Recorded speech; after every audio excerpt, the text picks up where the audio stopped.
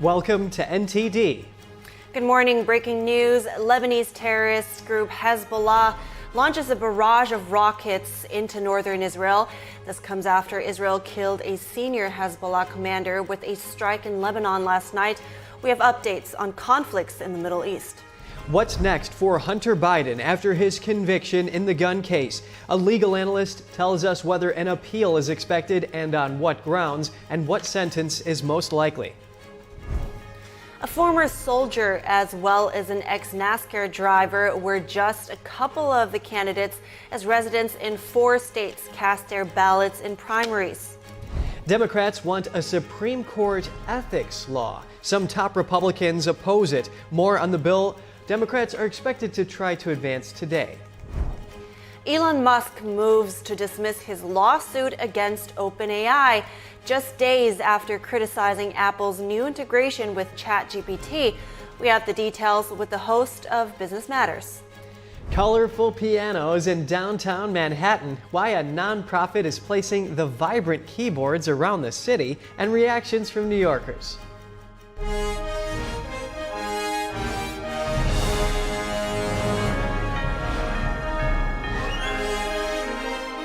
This is NTD Good Morning. Live from our global headquarters, here are Evelyn Lee and Kevin Hogan.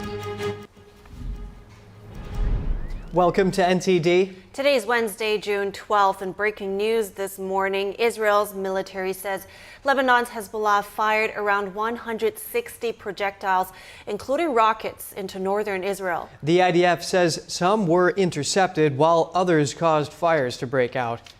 Sirens went off in northern Israel earlier today. Israel's army says Hezbollah fired a barrage of around 50 launches into the Golan Heights.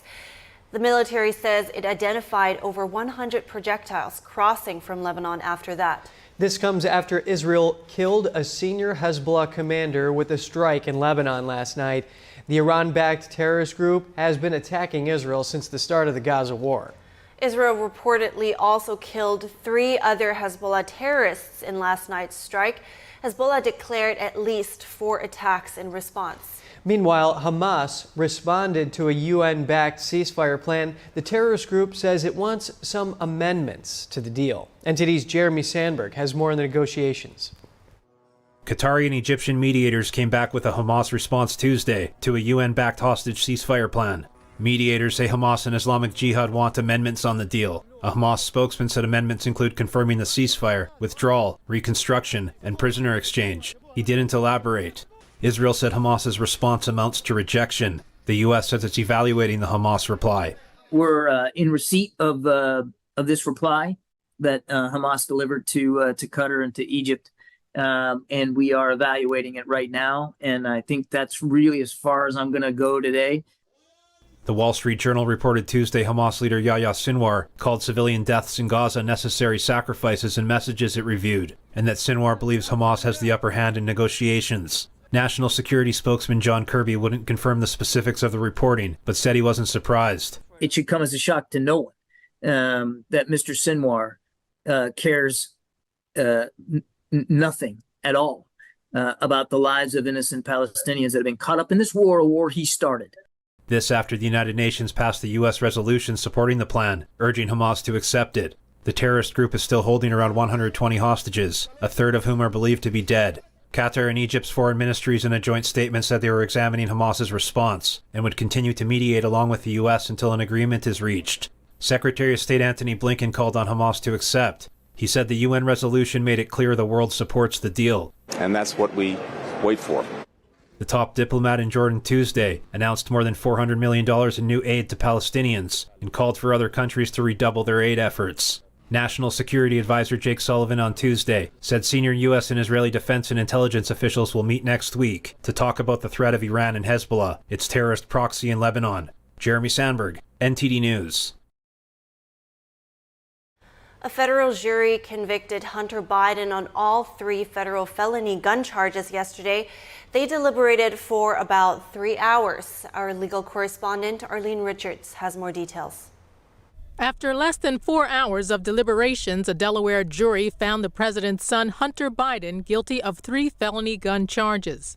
The younger Biden has been found guilty of 2 counts of making false statements. This relates to his answer of no on a mandatory gun registration form to the question of whether or not he was addicted to or taking illegal drugs. The 3rd count was possessing a firearm while addicted to drugs. Hunter Biden had pleaded not guilty to all charges, but the jury decided that he knew he was addicted to crack cocaine when he completed that form, and that he continued to use illegal drugs in the days after he purchased the gun. The first son faces up to 25 years in prison and up to a $750,000 fine. He likely will not receive the maximum sentence as a first-time offender. The judge will decide whether or not he gets prison time after a sentencing hearing that hasn't been scheduled yet. Here's what Special Counsel David Weiss said. No one in this country is above the law. Everyone must be accountable for their actions, even this defendant. However, Hunter Biden should be no more accountable than any other citizen convicted of this same conduct. The first son showed no emotion as the verdict was read. He said in a statement, "I am more grateful today for the love and support I experienced this last week from Melissa, my family, my friends, and my community than I am disappointed by the outcome." President Biden was set to address gun safety at an annual conference hours after his son was convicted. He said in a statement, "Jill and I love our son, and we are so proud of the man he is today." Former President Trump's campaign said in a statement, "This trial has been nothing more than a distraction from the real crimes," referring to accusations made by the House Oversight Committee that the Biden family has received millions of dollars from foreign countries. House Speaker Mike Johnson also weighed in. He said the verdict was appropriate. Comparing the outcome to the Trump business records case, he said every case is different, and clearly the evidence was overwhelming here. I don't think that's the case in the Trump trial. Yeah, lots of emotions in this Hunter Biden gun case. Yeah, one can imagine that it must be really difficult for Hunter to relive those addiction days. Yeah, and it was kind of heartwarming to see, though, President Biden taking on this fatherly role. He visited Delaware after the verdict and gave his son this hug on the tarmac. Yeah, President Biden was pretty much absent from all the court proceedings there, but First Lady Jill Biden was there regularly, and she walked out of the courtroom with Hunter holding his hand after the verdict. Right. Hunter Biden was convicted on gun charges. President Biden spoke on gun restriction measures at a previously scheduled event in Washington. And today, the president is set to leave for Italy to attend the G7 summit. NTD's Iris Tao has more from Bari, Italy. And President Biden, addressing survivors of gun-related violence, highlights his administration's work on gun control. Whether we're Democrats or Republicans, we want our families to be safe. We all want to drop them off at a house of worship, a mall, a movie theater, a school, without worrying it's the last time I'm going to get to see them. The speech comes just hours after his son Hunter Biden was found guilty on gun charges. Biden did not address the verdict in the speech, but issued a statement earlier today saying he will accept the outcome of this case and that he's proud of his son for his recovery from addiction. Last week, Biden said he would not pardon his son if he's found guilty. Biden's Tuesday speech on guns was previously scheduled, and it comes as Biden's campaign is ramping up its messaging on the issue to target Biden's 2024 rival. And by doing nothing, he made the situation considerably worse. Former President Trump has vowed to roll back Biden's gun rules, saying, "But the Second Amendment will be, it's under siege. But with me, they never get anywhere." And Trump's campaign on Tuesday linked Hunter's conviction to Biden's presidency. After Hunter's conviction, Biden changed his schedule and returned to Delaware. And this morning, Biden is still scheduled to fly out for the G7 summit here in Italy. The White House told us he would talk with G7 leaders about democracy, ally support for Ukraine, and China support for Russia. Reporting from Bari, Italy, Iris Tao, NTD News. House Republicans eliminate controversial policy provisions from next year's agriculture bill, but Democrats insist the budget cuts will hurt rural Americans. Our Washington correspondent, Luis Martinez, has the details. The House Appropriations Committee began the markup this Tuesday of the Agricultural, Rural Development and Federal Drug Administration bill for fiscal year 2025. House Republicans are touting their proposed $25 billion bill as an example of fiscal responsibility as it reduces 1.4% of spending compared to the budget for fiscal year 2024. Every day, Americans are being squeezed by unrelenting inflation, a product of years of overspending that only accelerated under the Biden administration and continues under this year's president's budget. The budget request put forth by the administration, while more reasonable than previous years, still increases federal spending and ignores our current fiscal environment and crushing federal debt and deficit. According to House Republicans, their proposed bill cuts spending by 9% compared to the president's budget request. House Democrats, like Congressman Sanford Bishop, who's the ranking member in the House Appropriations Subcommittee on Agriculture, argue that the proposed bill is irresponsible and inadequate. Others, like Congresswoman Rosa de Lauro, the Democrat from Connecticut, argued that the Republican proposed bill takes food out of the mouth of hungry people. Congresswoman De Lauro is referring to the voluntary pilot program proposed by Republicans where states can restrict unhealthy food purchases in the SNAP food program. Another priority by House Democrats during this markup process is securing access to medicines like mifepristone. And one line of attack has targeted mifepristone, a safe and effective medication used to end a pregnancy. Just last year, the Republican majority on this subcommittee advanced a spending bill that would reduce the FDA's decision to allow mifepristone to be delivered by mail. It's important to note that the bill proposed by House Republicans to fund agriculture, rural development, and Federal Drug Administration for fiscal year 2025 does not include any language to restrict access to medicines like mifepristone. Reporting from Washington, D.C., Luis Eduardo Martinez, NTD News. Coming up, a former soldier as well as an ex-NASCAR driver were just a couple of the candidates as residents in 4 states cast their ballots in primaries.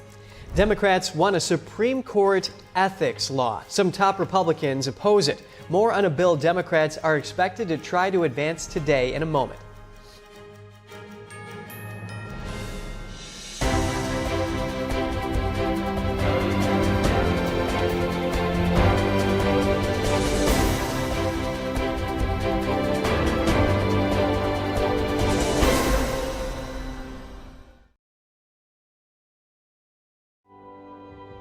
There's a whirlwind of emotion and activity going on in this painting. And there's chaos all around and threat from below. The wolves surrounding her, and they're anything but unmoved. They're moving all the time, and we sense that. But this little girl remains unmoved.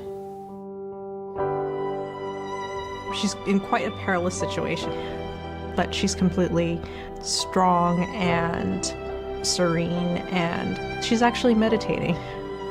It was very, very well liked because no matter what culture or what sort of walk of life you're from, I think people, they see it and they immediately understand what that energy, what that message is, and they're drawn to it because everybody kind of needs a little bit of that in their own life, of, you know, the steadfast calmness and something to hold on to.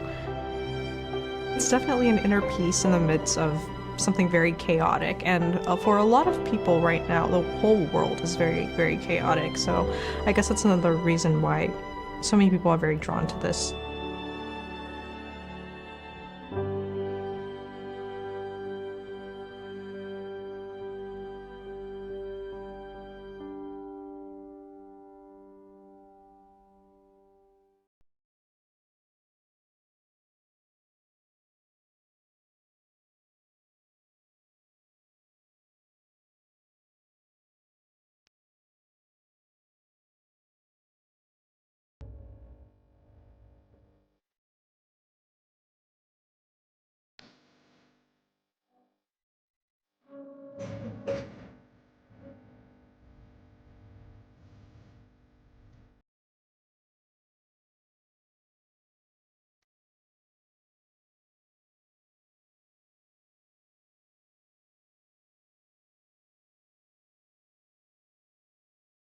Lord Heavenly Father, I pray to you today to guide us tomorrow.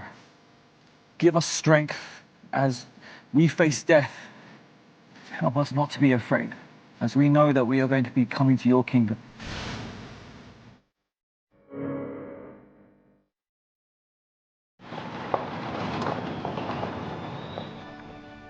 You need some help? Your tow chains are a little loose. Could spark a wildfire. I could show you how to secure them properly if you'd like. Sure.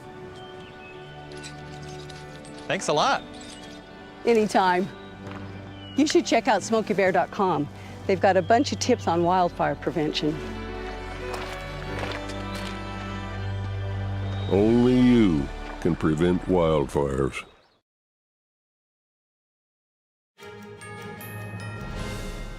Welcome back. A busy day for democracy as 4 states hold primaries and 1 state has a special election. NTD's Daniel Monahan has the highlights. South Carolina, Nevada, North Dakota, and Maine all held primaries on Tuesday, while Ohio held a special election for a vacated congressional seat.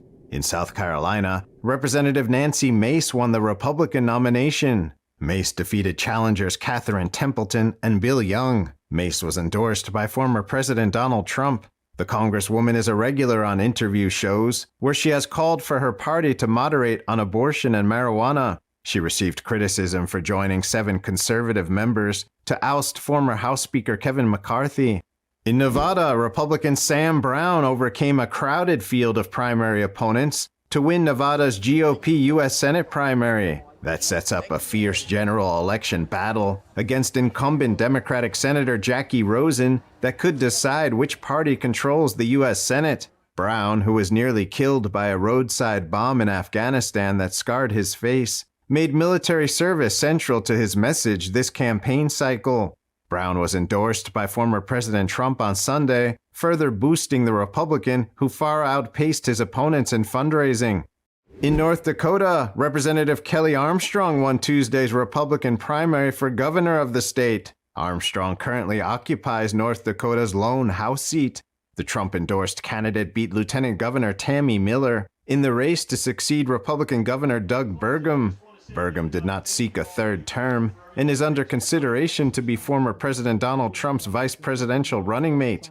Over to Maine, where former NASCAR driver and current state lawmaker Austin Theriault defeated fellow Maine House member Mike Sobolewski. Theriault will face 3-term incumbent Democratic Congressman Jared Golden in Maine's 2nd congressional district. The district is the site of a shooting that killed 18 in Lewiston in October. And finally over to Ohio, where Republican State Senator Michael Rulli won a special election Tuesday for a U.S. House seat that has sat vacant for months.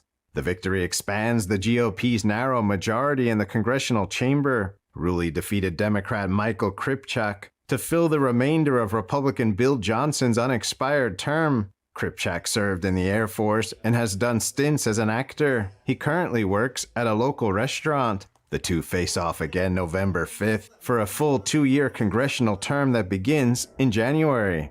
Daniel Monahan, NTD News. The Federal Election Commission expects artificial intelligence to threaten the integrity of our elections ahead of November. Agency and government leaders have growing concerns that AI-generated content, such as deepfakes, could mislead voters. NTD's Andrew Thomas speaks with an artificial intelligence specialist to learn more about the potential risks. The Federal Election Commission is sounding the alarm on artificial intelligence. Technologist Alexander de Ritter says the threat of AI interfering in our electoral process is multifaceted. He cites AI's ability to copy a candidate's voice. With just a number of seconds of someone's voice, you can create credible AI clones. And so if you get a phone call from a politician or what sounds like a politician, do not immediately believe it just because it sounds like that politician. AI is evolving so rapidly that it's starting to learn how users feel, and those feelings can be manipulated. Artificial intelligence has gotten more emotionally aware. So in the last year, we have seen artificial intelligence that can pick up on a voice emotion in a conversation and adapt its responses based on that. And so that yields for more persuasive, human-like conversations. Mis and disinformation were a huge concern during the 2020 presidential race. But is seeing really believing anymore? AI can now generate persuasive video. And, it is not perfect. You can definitely still tell that it is AI generated. But it feels like we're just like one innovation away from it crossing the uncanny valley, where it becomes really hard to distinguish. De Ridder explains that AI also poses a more direct threat to our elections. You can now have AI look for vulnerabilities in code that previously humans might have not found. So that means AI can more quickly find issues with election systems and basically all the software and hardware that underpins our election system. AI could also undermine confidence in the electoral process itself. Even if AI was not used to manipulate hard votes, then it can still be used to undermine faith in the outcome of our elections. And so if a public does not believe the elections were fair, it can also undermine an election in a significant way. De Ridder notes that the media has historically influenced American voters. He cites a study from Brigham Young University last year that looked at student media consumption. What can voters do to determine what's true and what's not when they consider voting for the candidate of their choice? This university did a study where they used AI to analyze media diets, including social media. And it turned out that this kind of diet, media diet we have, is a surprisingly good predictor of election outcomes. So in a way, they say you are what you eat. A political consultant made news in January after he sent artificial intelligence-generated robocalls mimicking President Joe Biden's voice. He appeared in court last week to face charges of voter suppression and impersonating a candidate. Andrew Thomas, NTD News. State Democrats are set to push for Supreme Court ethics legislation today. Some lawmakers spoke about the bill at a roundtable discussion yesterday. Court in the land today has the lowest ethical standards, and yet they are the only jurists in the federal system who are traditionally given the honorific justice. Why was the threat of women having freedom powerful enough to bring down our whole system of judicial ethics and cripple one of the three co-equal branches of government? Disclose what the facts are about what he knew about his wife's insurrection activities. Senator Sheldon Whitehouse introduced the Supreme Court Ethics, Recusal, and Transparency Act. It aims to enforce an ethics code for the Supreme Court. Strong Republican opposition is expected to block the bill. The legislation calls for an enforceable ethics code, recusal processes, and a review panel for ethics complaints. Republicans, including Senator Lindsey Graham, argue these efforts are purely partisan. Despite anticipated obstruction, Democrats stress the importance of addressing Supreme Court ethics reforms.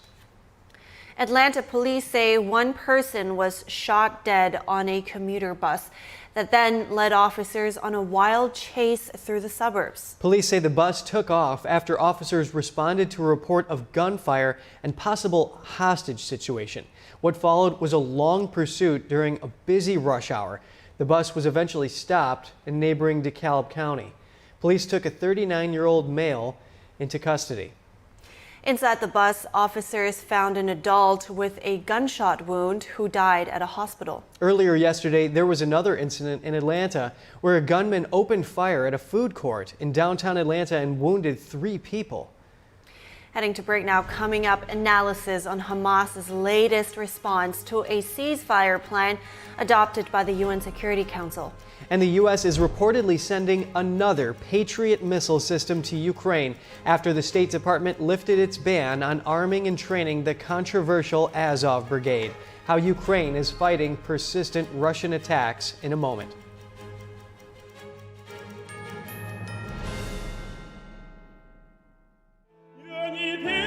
The 2024 NTD 9th International Chinese Vocal Competition is scheduled to take place at Merkin Hall, Kaufman Music Center in New York from September 18th to 21st. The competition specially invites vocalists from the world-famous Shenyun Performing Arts to serve as judges. The prestigious Gold Award is $10,000. Chinese vocal artists aged 18 to 50 are welcome to register.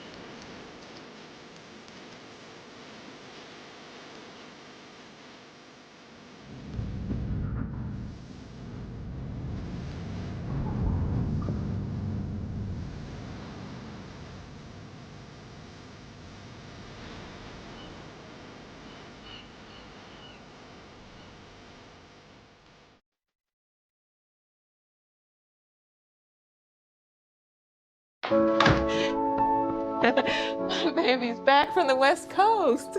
Here are those pictures that you asked for your school project? First day of school, cute as a button.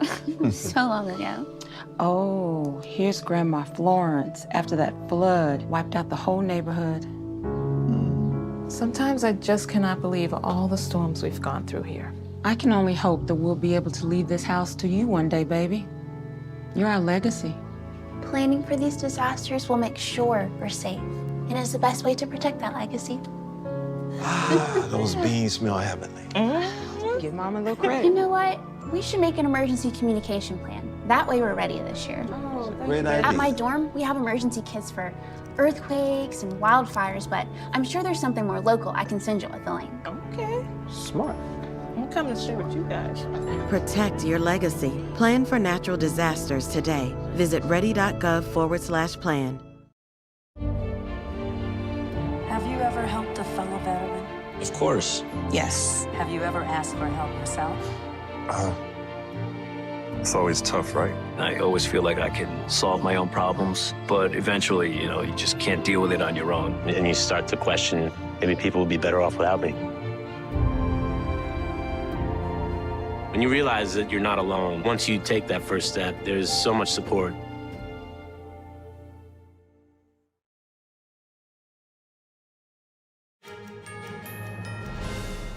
Welcome back. If you're just joining us now, here are some of today's top headlines. Breaking news this morning is Israel's military says Lebanon's Hezbollah fired around 160 projectiles, including rockets, into northern Israel. The IDF says some were intercepted, while others caused fires to break out. This comes after Israel killed a senior Hezbollah commander and 3 other terrorists with a strike in Lebanon last night. South Carolina, Nevada, North Dakota, and Maine all hold primaries. In South Carolina, Representative Nancy Mace won the Republican nomination. In Nevada, Republican Sam Brown won the GOP U.S. Senate primary. In North Dakota, Representative Kelly Armstrong won the Republican primary for governor. A federal jury convicted Hunter Biden on all 3 federal felony gun charges yesterday. They deliberated for 3 hours before reaching the verdict. Hunter Biden is set to go on trial for tax charges in California on September 5th, where he faces 9 felony and misdemeanor offenses. And on to Israel. While Secretary of State Antony Blinken is in the Middle East to push a ceasefire plan, Israel and Hamas are pointing at each other, saying the ball is in their respective courts. How likely is a peace plan to go through at this point? We bring in David Wormser. He is a Middle East affairs analyst at the Center for Security Policy. Good morning, David. Good to have you back on. Now, Good morning. Now, the situation, like I just said, Israel says Hamas rejected the deal. Hamas says it did respond positively, and the ball is now in Israel's court. So help us understand the situation. Is it a rejection, or is it more of a yes, but situation that can be understood as a progress in the negotiation? No, I don't think it can be understood as progress. It wasn't a yes, but it was sort of a yes as long as you surrender first argument, which is really moving backwards. If I look at what Hamas is demanding, the ceasefire proposed in the UN by the United States, which is a slightly modified version of the Israeli plan, was essentially already conceding to Hamas everything it asked for a month or two ago. And what Hamas came back with in this counterproposal is a dramatic shift away from an agreement, basically demanding of Israel a full withdrawal and full surrender before they really even get many hostages back. The Israelis get 3 hostages every 3 days, but in the first 7 days, Israel's committed to full withdrawal and full agreement to end the war, and it's a non-starter. So we're moving backwards, actually. Got it. And how is Blinken's trip in the Middle East contributing to all of this? How successful has he been in pushing the deal through? I think he's been spectacularly unsuccessful.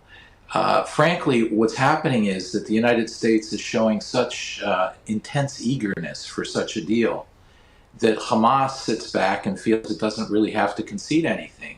The Israelis are so determined to get back their hostages and are under such immense pressure from the United States, their premier ally, and frankly one of their only real allies in the world, that they know that the Israelis ultimately will give in to whatever the United States asks for. But the United States is the bottom line. And the United States in this situation is showing such frankly, desperation to get a ceasefire that Hamas is just sitting back and letting every single proposal be rejected and then wait for the new concessions that come from the next round. So they literally have no incentive to make a deal. So tell me about it from the other angle then. The U.S. says that this deal, Israel is backing it. At the same time, though, Israel isn't really coming out directly to say, no, we don't. But there are mixed messages. So how do you understand this type of reaction, and how on board is Israel? What it is that politically in Israel, the nation is still very wounded, affected by, and damaged by October 7th, the original invasion attack and killing of 1,500 Israelis. And they want victory. They want to defeat this terror organization. They want it out of their lives, not as a form of revenge, but they know the moment they leave Gaza, it reconstitutes, and then they face another such invasion and attack very soon. So the Israeli people want full victory, and that's a huge political pressure and problem for the government. Nonetheless, the government gave in on these demands, which essentially leave Hamas in power in Gaza and do set up for another October 7th sometime in the future. So the Israeli government publicly has to be fairly silent. Privately, they're signaling to the United States they give in and that they accept the deal. But publicly, if they say so, it could bring down the Israeli government. So they have to be very careful and weave that difficult path. I see. So where do you think this is headed now? Where does it go from here? And because it somehow seems like that, well, I've heard analysis that people say Israel nor Hamas is under time pressure to get this deal done. What do you think? I don't believe Hamas is under any time pressure. The only pressure they feel is Israeli military activity. And that's what's been restrained. The United States, partly because of the humanitarian situation, partly in trying to get the ceasefire, has tied Israel's hands behind its back. So the Israeli military pressure has been lessened over the last half year, and that's led to this series of stalling and ceasefire after ceasefire proposal that's rejected. So Hamas does not feel any real time pressure. The Israeli government, to some extent, does, because they have the pressure in the north. You reported just now about all the missiles, nearly 200 by now, it's about 220 missiles have been shot from Lebanon. The Israelis have to turn northward and address that major threat. And they simply don't have enough forces to fight two fronts at once in this way. So they would prefer to finish in Gaza. So the pressure on Israel is to finish it. And the second pressure is hostages are dying every day. So they need to get them out as quickly as possible before they're all dead, if that hasn't already happened. So there's time pressure on the Israelis. There's a lot of time pressure on the United States because of the election cycle.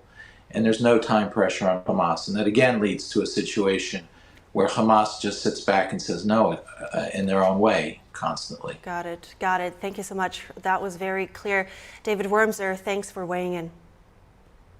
Thank you. 2 U.S. officials say the Biden administration is sending Ukraine another Patriot missile system. The decision has not been publicly announced. It was first reported by the New York Times, which cited anonymous sources yesterday. The unnamed sources say President Biden approved the transfer, which is the second Patriot system the U.S. will have given Ukraine. Kyiv has been urging allies to send more air defenses as Russian forces batter the northeastern Kharkiv region of Ukraine. And the State Department said yesterday the U.S. lifted its ban on providing weapons to the controversial Azov Brigade. The U.S. banned the regiment from using American weapons, citing the neo-Nazi ideology of some of its founders. There were also allegations the group committed human rights violations. The State Department said it found no evidence of this. Meanwhile, local officials said Russia launched a missile and drone attack across Ukraine early this morning. Ukraine's military said it shot down 5 of the 6 missiles and all the drones. Authorities said several people were injured and residences were damaged. Immigration and Customs Enforcement have reportedly arrested 8 men from Tajikistan accused of having ties to ISIS. A senior DHS official told CBS the 8 were caught crossing the border illegally and released to appear in immigration court. The anonymous official said DHS didn't know about the ties to ISIS at the time of their release. They said authorities grew concerned about what they learned in part through a wiretap. The official told CBS there was no active terror plot. They said ICE agents detained the foreigners in New York, Philadelphia, and LA.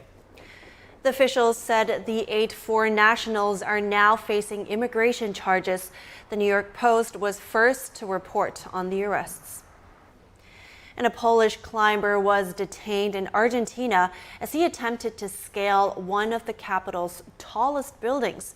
Marcin Banot was climbing the exterior of Buenos Aires' 30-story Globant Tower without safety equipment. Wearing an Argentina soccer jersey, Banot managed to climb 28 of the 30 floors of the tower in downtown Buenos Aires. The building is 410 feet high. He was intercepted by a rescue team, which put him in a safety harness and forced him down. A Buenos Aires official says the climber is now in custody. He said he will ask the courts to sentence Banot to pay for the entire operation. The official said locals should not have to bear the cost of his, quote, recklessness.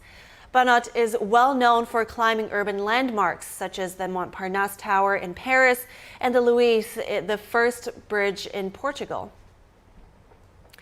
Over in Hong Kong, the government canceled the passports of 6 overseas activists today under a new set of national security laws. Prosecutors accused the 6 pro-democracy activists of smearing the city and colluding with external forces. Among them was former lawmaker Nathan Law. Police offered rewards of close to $130,000 last year for information leading to their arrests. Authorities have banned anyone from providing them funds or doing business with them in Hong Kong. Doing so could carry a penalty of up to 7 years in prison. The new laws, called Article 23, come on top of a Beijing-imposed national security law from 2020. That law has been used to jail pro-democracy activists and shut down media outlets. Crimes for subversion, collusion, sedition, theft of state secrets, and espionage now carry jail terms of several years to life.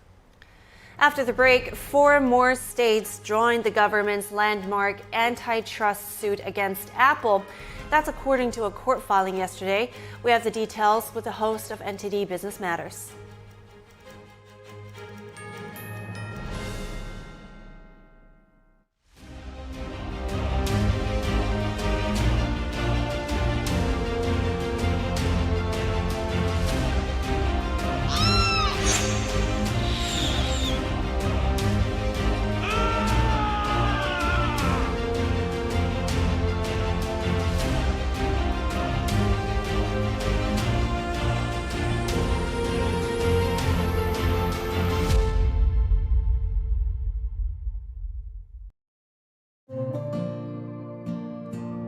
Imagine a coffee that cares for your health.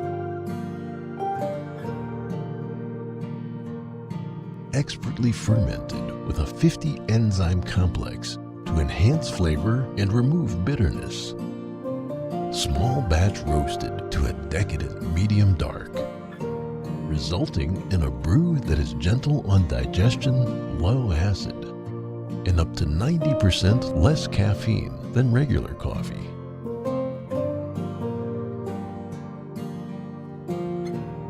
Try America's first enzyme fermented coffee today.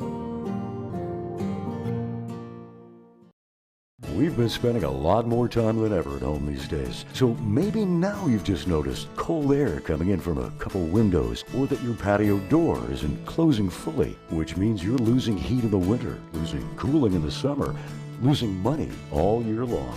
And that means now is the time for new windows and patio doors from Renewal by Andersen. Most installations are usually done in just one day. Renewal by Andersen windows and doors can help lower your heating bills and air conditioning bills with their most energy efficient glass available. Only their windows are made with Fibrex material, proven to be 2 times stronger than vinyl, and they're backed by a 20-year warranty. And right now, when you buy one window or patio door, get one at 40% off. Plus, there's no money down, no payments for 12 months, and no interest for 12 months. Plus, an additional $200 off your entire purchase. 1-800-968-1443.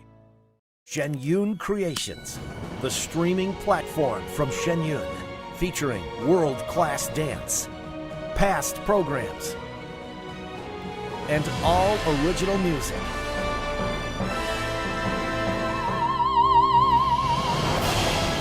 Masterclasses, behind the scenes, comedy, and more.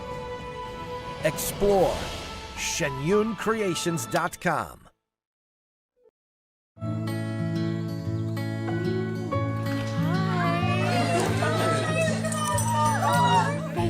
So much. Fostering a pet for a friend or neighbor can keep families together. Learn more at petsandpeopletogether.org.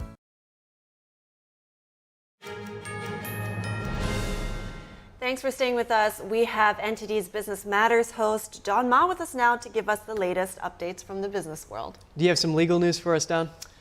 Sure. So let me start off with billionaire Elon Musk. And apparently yesterday what he did was moving to dismiss his lawsuit against Chat GPT maker OpenAI. So that plus its CEO Sam Altman. So the lawsuit originally alleged that the company abandoned its original mission of developing artificial intelligence for the benefit of humanity and not for profit.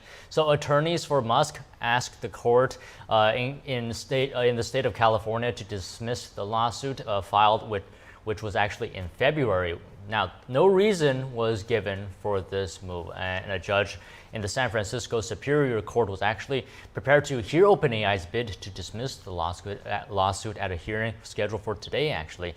So Musk dismissed the case without prejudice, and what that means is that he could refile it at any time. But like I said earlier, the lawyers didn't give a particular reason. But the move does come after a number of things, including OpenAI's publishing a blog post that included several of Musk's emails from the company's early days. The emails may have shown that Musk acknowledged, in those emails that is, the need for the company to actually make large sums of money, which was counter to the lawsuit, what he alleged there. And the move also comes one day after a string of posts on Musk's social media platform X criticizing OpenAI and its handling of user data after Apple announced a partnership with ChatGPT. That's very interesting. What a quick walk back. Wonder what else was in those emails or what else is behind that. So more lawsuits. What about Apple's antitrust lawsuits? What about that? Yeah, so lawsuits everywhere, it seems like. So for Apple, 4 more states joined the government's landmark antitrust suit against the company. According to a court filing yesterday, Indiana, Massachusetts, Nevada, and Washington have joined the suit. That brings the total number of states to 19 now, plus the District of Columbia. And the government and the states sued Apple back in March. So the suit alleges and accuses Apple of illegally monopolizing the smartphone market. And the filing comes a day after Apple announced artificial intelligence enhancements to its mobile and desktop operating systems at its annual developer conference. Well, if you get a 1 terabyte iPhone 15 Pro Max, that's going to cost you at least $15.99. They say you get what you pay for, but the DOJ says that's a larger profit than any rival. And they also accuse them of putting those hidden fees in for credit cards and for Google even. The big Fed meeting concludes today. Don, what do we expect the central bank to announce? Yeah, so it looks like as for now that the Federal Reserve is not expected to cut interest rates after it meets today. So despite high borrowing costs, the economy and the job market looks to be okay for now, so prompting policymakers to likely leave rates unchanged. Investors believe the central bank will want to wait to see whether inflation comes down more, possibly not making a move until their September meeting. If then, that is. And the Fed has held interest rates, by the way, steady for 5.3% since July of 2023, and that is incrementally increasing them prior from near zero a year earlier. Well, I'm sure you'll probably keep us updated as we come out the other end. Today, we have the Fed meeting and the inflation report, of course. So let's keep an eye on NTD Business Matters. And we want to talk about union boss Shawn Fain. He won massive raises for American auto workers last year, but now he's under federal investigation. So what are the allegations here?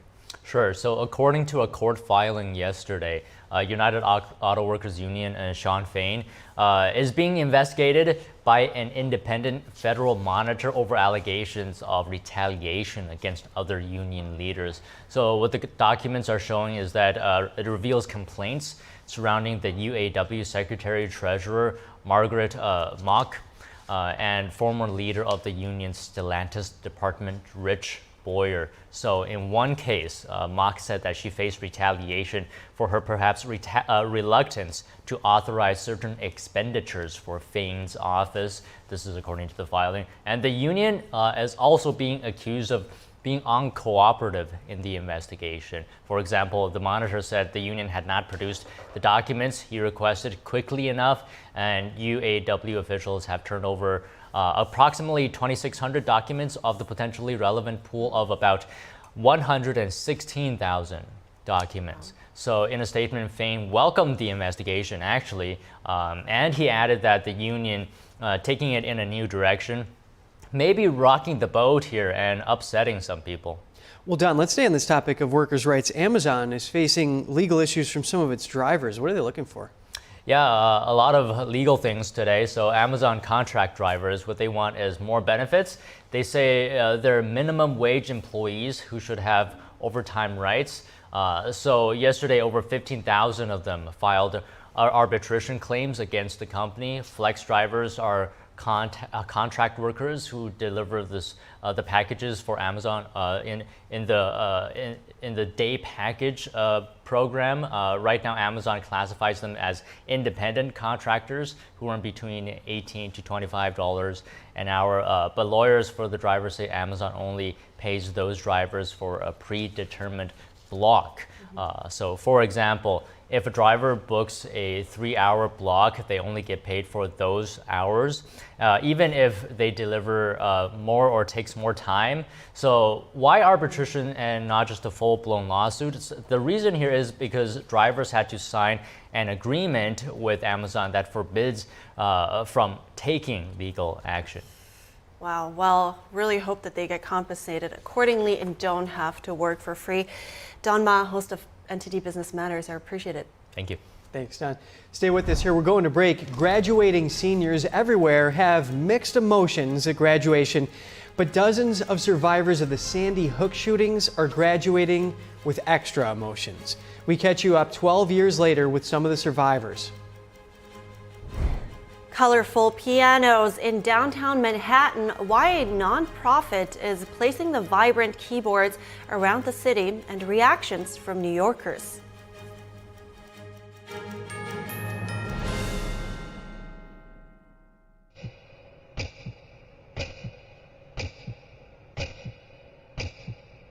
بیست و سه سال 16 سال عمري ما حفظ ما 11 كل يوم برام خوشکو دایکانی ازدی اما کاری که دور دور لهمو چمک دموکراسی و موافقانی مرو و انسانیت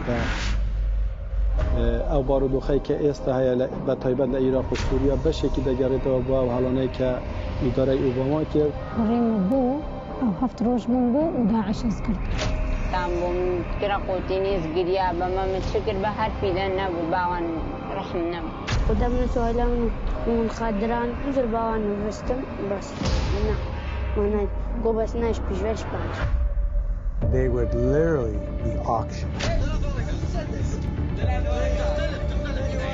in front of soldiers, and then the soldiers begin to bid. زارود وان همو جيبرم تي حملي زارود الدم واسسي وان همو جيبرم وحشیگریه که توا عیاره ظلمی که یک جار زور گوره لما افرطانه کرا و تعدایی که زور زوریان لیده که همانه روزانه دست فروشیده اليوم التوزيع كلنا نصيب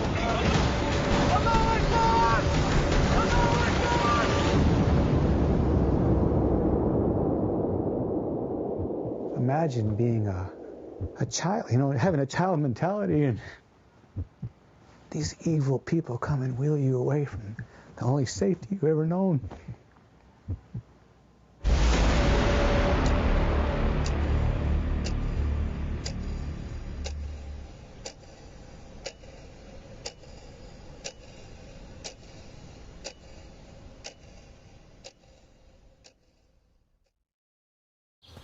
All right, I'm at the house, and I'm gonna head inside.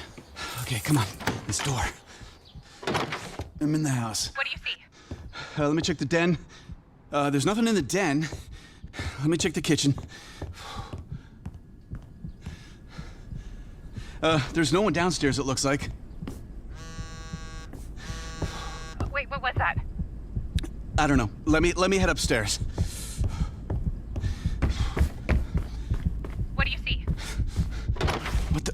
Did you shut this bathroom door? No. Oh, What? It's not here. What do you mean? The gun's not here. What? Where is it?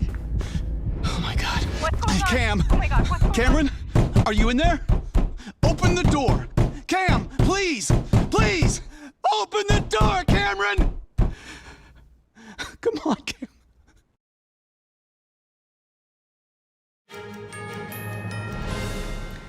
Welcome back. Graduating seniors everywhere expect mixed emotions at their commencement ceremony. But dozens graduating from Newtown High School in Connecticut are carrying the emotional burden of surviving one of the deadliest school shootings in U.S. history. It was almost 12 years ago when the Sandy Hook Elementary School shootings occurred. 20 first graders and 6 educators were killed in December of 2012. The 6- and 7-year-old survivors of the traumatic event are now graduating high school. About 60 members of the graduating class survived and are still struggling with their feelings. And so going into graduation, we all have very mixed emotions, trying to be excited for ourselves and this accomplishment that we've worked so hard for, but also those who aren't able to share it with us who should have been able to. The shooting took away their friends' young lives and also robbed them of something else. The shooting was kind of like our most core memory growing up. And I think that took away a lot of the joy that we could have experienced when we were 6 years old. And I can't really remember many times before the shooting. So in that sense, it really did take over those really innocent times, and it really forced us to grow up so fast when we didn't need to.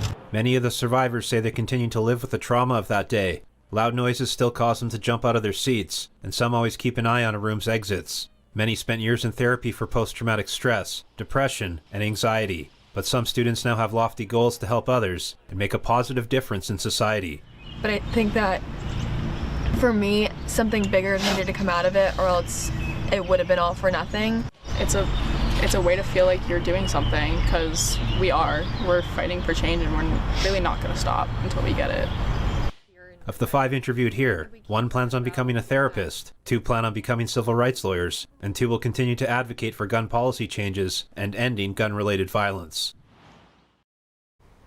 Yeah, one of those said it was just a bittersweet moment, that graduation.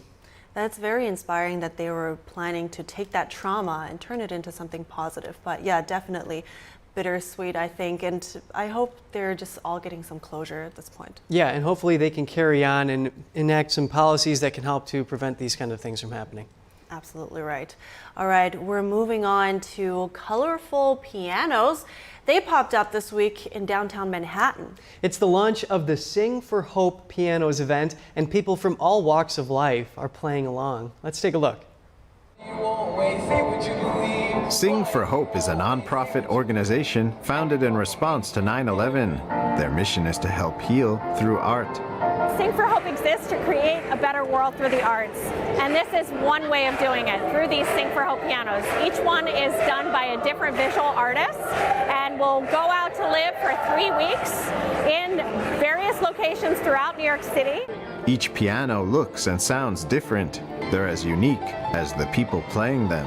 Oh, I especially like this one. It has a really good sound. Like most of these pianos, they sound great. All of them sound great. They look great. Great artwork. So I love how they sound. I love how they feel. This one I really kind of like. It has a great sound to it. Yeah. The event brings out a variety of positive feelings in people. It feels both relaxing and exhilarating because it's exciting, but at the same time there's such a calming thing about piano music, and I'm excited also that it's a beautiful day. This participant likes the sweet nostalgic feelings he gets playing music from his youth. For me, it's playing something that I've heard over my time. For example, something during my childhood that's always stuck with me. Playing it myself just brings me back to those memories. Like I said, gives me an escape to reality. And who doesn't love hearing music from their favorite times? This young musician is enjoying an opportunity to try something fairly new. It feels different, I guess, because like normally I wouldn't play in front of people. It feels good. It feels like out of my comfort zone. The event also included performances from Harlem Chamber Players, the Sing for Hope Handa Harmony Youth Chorus, and others. Each piano was created by a different artist and will be placed in various locations throughout New York City for 3 weeks, where anyone will be able to play them until June 30th. That's fun. I think that's always great. Music, I think it brings people together in such a special way. It's always kind of bonding. That's what I feel. Yeah, and the visual feast too, those colorful pianos. Yeah, they're a work of art themselves, for sure. Really awesome. All right, we're heading to a quick break now, and we'll be right back with more, so stay tuned.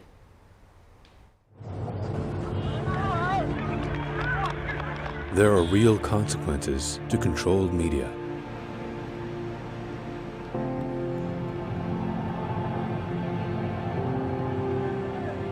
And NTD's founders know them firsthand. Our freedom of thought is the price. This is the lesson that guides us in everything we do. Yeah, so there's the tear gas there. We know the value of a free society. And we take seriously the responsibility to preserve it. We are NTD.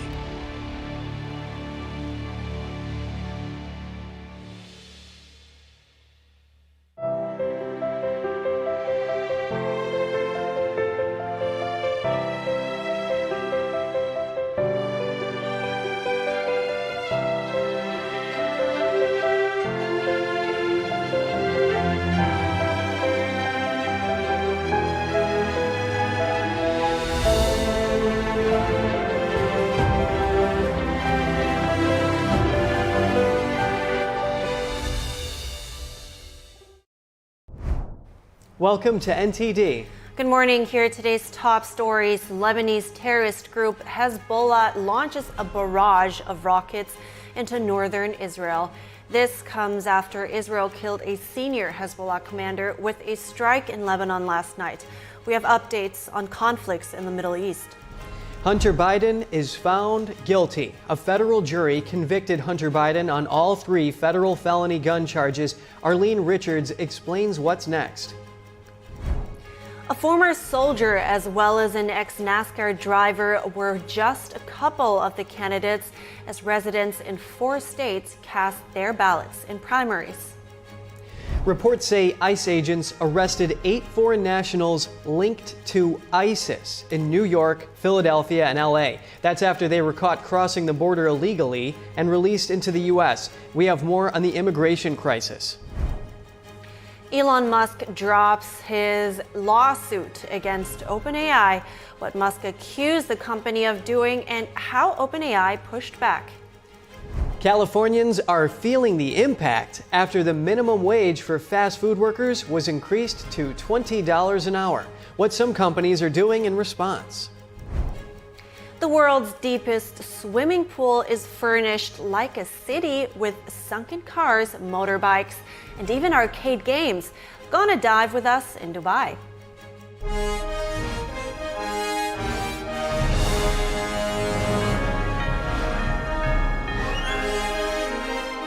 This is NTD Good Morning. Live from our global headquarters, here are Evelyn Lee and Kevin Hogan. Welcome to NTD. Welcome. Today is Wednesday, June 12th, and today's top news. This morning, Israel's military says that Lebanon's Hezbollah fired around 160 projectiles, including rockets, into northern Israel. The IDF says some were intercepted, while others caused fires to break out. Sirens went off in northern Israel earlier today. Israel's army says Hezbollah fired a barrage of around 50 launches into the Golan Heights. The military says it identified over 100 projectiles crossing from Lebanon after that. This comes after Israel killed a senior Hezbollah commander with a strike in Lebanon last night. The Iran-backed terrorist group has been attacking Israel since the start of the Gaza war. Israel reportedly also killed 3 other Hezbollah terrorists in last night's strike. Hezbollah declared at least 4 attacks in response. Meanwhile, Hamas responded to a UN-backed ceasefire plan. The terrorist group says it wants some amendments to the deal. NTD's Jeremy Sandberg has more on the negotiations. Qatari and Egyptian mediators came back with a Hamas response Tuesday to a UN-backed hostage ceasefire plan. Mediators say Hamas and Islamic Jihad want amendments on the deal. A Hamas spokesman said amendments include confirming the ceasefire, withdrawal, reconstruction, and prisoner exchange. He didn't elaborate. Israel said Hamas's response amounts to rejection. The U.S. says it's evaluating the Hamas reply. We're in receipt of this reply that Hamas delivered to Qatar and to Egypt, and we are evaluating it right now. And I think that's really as far as I'm going to go today. The Wall Street Journal reported Tuesday Hamas leader Yahya Sinwar called civilian deaths in Gaza necessary sacrifices in messages it reviewed, and that Sinwar believes Hamas has the upper hand in negotiations. National Security spokesman John Kirby wouldn't confirm the specifics of the reporting, but said he wasn't surprised. It should come as a shock to no one that Mr. Sinwar cares nothing at all about the lives of innocent Palestinians that have been caught up in this war, a war he started. This after the United Nations passed the U.S. resolution supporting the plan, urging Hamas to accept it. The terrorist group is still holding around 120 hostages, a third of whom are believed to be dead. Qatar and Egypt's foreign ministries in a joint statement said they were examining Hamas's response and would continue to mediate along with the U.S. until an agreement is reached. Secretary of State Antony Blinken called on Hamas to accept. He said the UN resolution made it clear the world supports the deal. And that's what we wait for. The top diplomat in Jordan Tuesday announced more than $400 million in new aid to Palestinians and called for other countries to redouble their aid efforts. National Security Advisor Jake Sullivan on Tuesday said senior U.S. and Israeli defense and intelligence officials will meet next week to talk about the threat of Iran and Hezbollah, its terrorist proxy in Lebanon. Jeremy Sandberg, NTD News. 2 U.S. officials say the Biden administration is sending Ukraine another Patriot missile system. The decision has not been publicly announced. It was first reported by the New York Times, which cited anonymous sources yesterday. The unnamed officials say President Biden approved the transfer, which is the second Patriot system the U.S. has given Ukraine. Kyiv has been urging allies to send more air defenses as Russian forces batter the northeastern Kharkiv region of Ukraine. And the State Department said yesterday the U.S. lifted its ban on providing weapons to the controversial Azov Brigade. The U.S. banned the regiment from using American weapons, citing the neo-Nazi ideology of some of its founders. There were also allegations the group committed human rights violations. The State Department said it found no evidence of this. Meanwhile, local officials said Russia launched a missile and drone attack across Ukraine early this morning. Ukraine's military said it shot down 5 of the 6 missiles and all of the drones. Authorities said several people were injured and residences were damaged. Immigration and Customs Enforcement have reportedly arrested 8 men from Tajikistan accused of having ties to ISIS. A senior DHS official told CBS the 8 were caught crossing the border illegally and released to appear in immigration court. The anonymous official said DHS didn't know about the ties to ISIS at the time of their release. They said authorities grew concerned about what they learned in part through a wiretap. The official told CBS there was no active terror plot. They said ICE agents detained the foreigners in New York, Philadelphia, and LA. The officials said the 8 foreign nationals are now facing immigration charges. The New York Post was first to report on the arrests. And a federal jury convicted Hunter Biden on all 3 federal felony gun charges yesterday. They deliberated for about 3 hours. Our legal correspondent Arlene Richards has more details. After less than 4 hours of deliberations, a Delaware jury found the president's son, Hunter Biden, guilty of 3 felony gun charges. The younger Biden has been found guilty of 2 counts of making false statements. This relates to his answer of no on a mandatory gun registration form to the question of whether or not he was addicted to or taking illegal drugs. The 3rd count was possessing a firearm while addicted to drugs. Hunter Biden had pleaded not guilty to all charges, but the jury decided that he knew he was addicted to crack cocaine when he completed that form, and that he continued to use illegal drugs in the days after he purchased the gun. The first son faces up to 25 years in prison and up to a $750,000 fine. He likely will not receive the maximum sentence as a first-time offender. The judge will decide whether or not he gets prison time after a sentencing hearing that hasn't been scheduled yet. Here's what Special Counsel David Weiss said. No one in this country is above the law. Everyone must be accountable for their actions, even this defendant. However, Hunter Biden should be no more accountable than any other citizen convicted of this same conduct.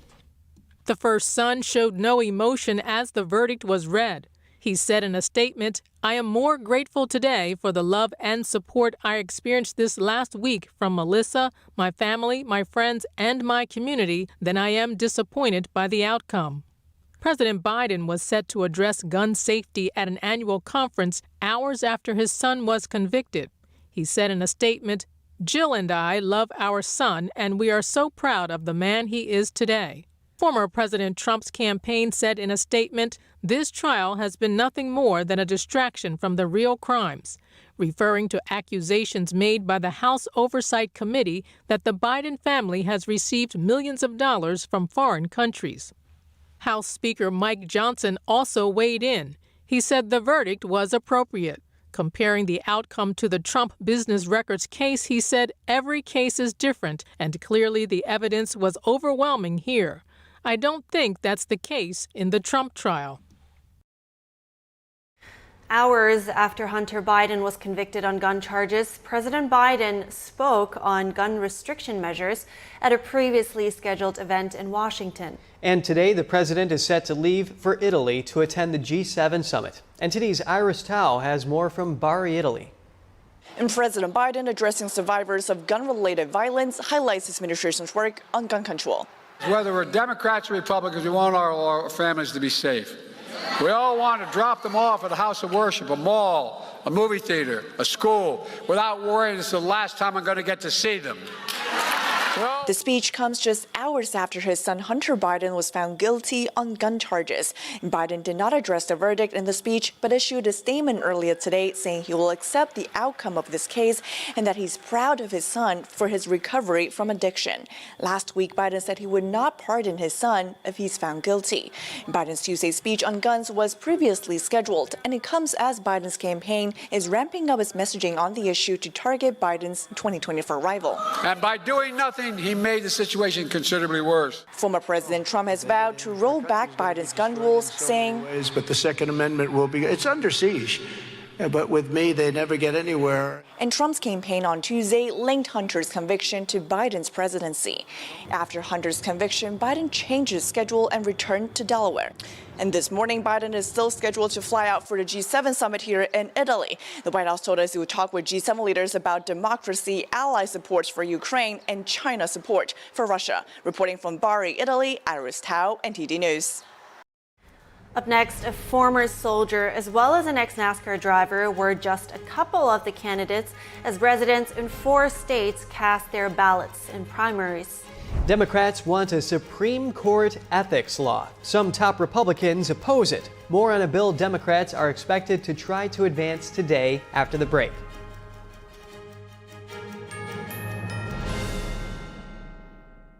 The shining gem of New England.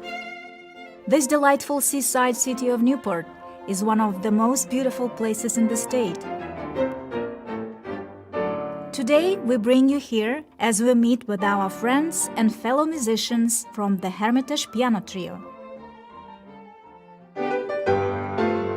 As a team, they have garnered multiple Grammy Award nominations with their breathtaking performances.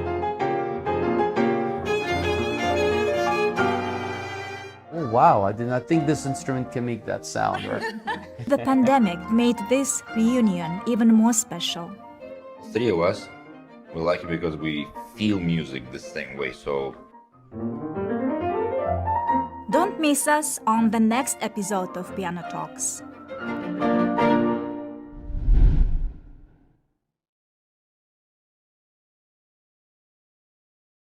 As we naturally age, many people are getting zero amount of this incredible and unique substance. That's when we start seeing an impact in our joints, skin, nails, and even our digestion. People ask me, Dr. X, what is the #1 supplement I should be taking?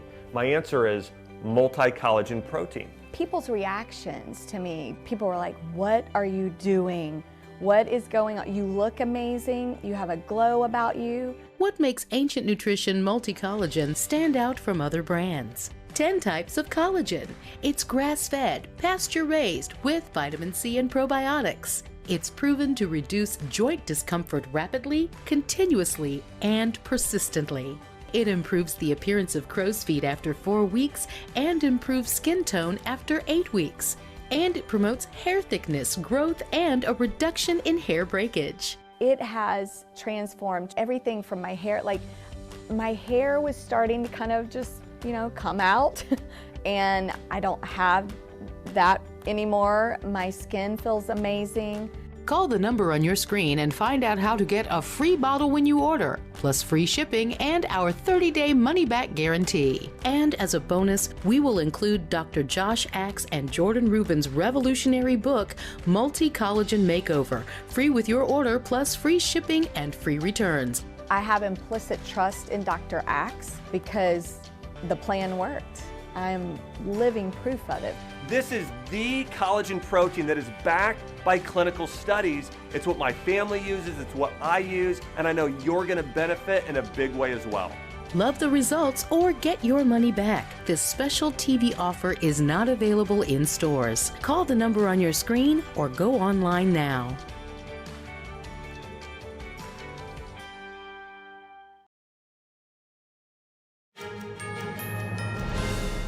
Hi there. Thanks for staying with us. A busy day for democracy as 4 states hold primaries and 1 state has a special election. NTD's Daniel Monahan has the highlights.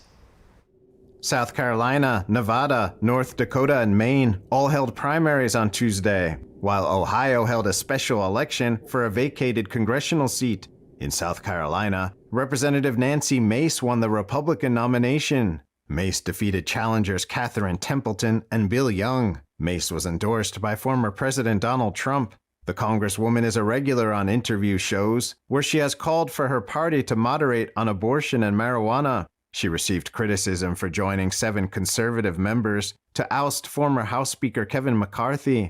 In Nevada, Republican Sam Brown overcame a crowded field of primary opponents to win Nevada's GOP U.S. Senate primary. That sets up a fierce general election battle against incumbent Democratic Senator Jackie Rosen that could decide which party controls the U.S. Senate. Brown, who was nearly killed by a roadside bomb in Afghanistan that scarred his face, made military service central to his message this campaign cycle. Brown was endorsed by former President Trump on Sunday, further boosting the Republican who far outpaced his opponents in fundraising.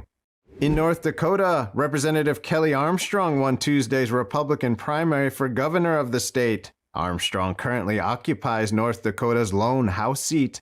The Trump-endorsed candidate beat Lieutenant Governor Tammy Miller in the race to succeed Republican Governor Doug Burgum. Burgum did not seek a third term and is under consideration to be former President Donald Trump's vice presidential running mate. Over to Maine, where former NASCAR driver and current state lawmaker Austin Theriault defeated fellow Maine House member Mike Sobolewski.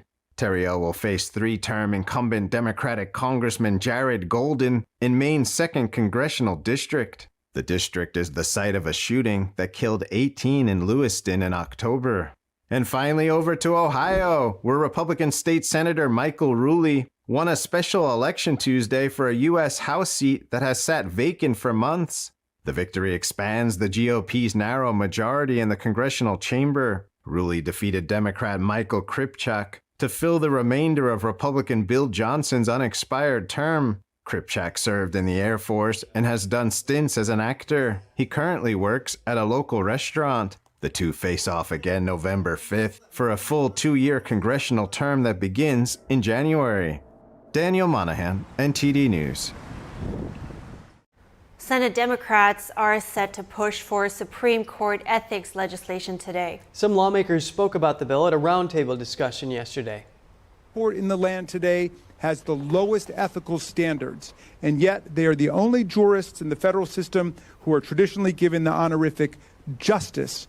Why was the threat of women having freedom powerful enough to bring down our whole system of judicial ethics and cripple one of the 3 co-equal branches of government? Disclose what the facts are about what he knew about his wife's insurrection activities. Senator Sheldon Whitehouse introduced the Supreme Court Ethics, Recusal, and Transparency Act.